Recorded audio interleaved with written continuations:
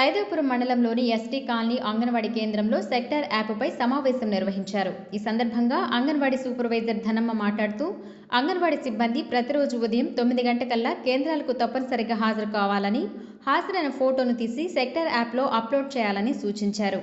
అలాగే ఆయా సెంటర్ల పరిధిలో నిర్వహించే హోమ్ విజిట్ను కూడా సెక్టార్ యాప్లో అప్లోడ్ చేయాలని సూచించినట్లు తెలిపారు.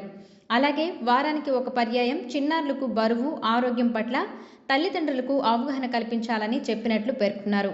అంగన్వాడీ కేంద్రాల పరిసర ప్రాంతాలలో పారిశుద్ధ్యం, తాగునీటిపై మీ పరిధిలోని చిన్నారుల తల్లిదండ్రులకు అవగాహన కల్పించాలన్నారు. సీజనల్ వ్యాధులు ప్రబలకుండా తగిన సలహాలు, సూచనలు ఇవ్వాలని చెప్పామన్నారు.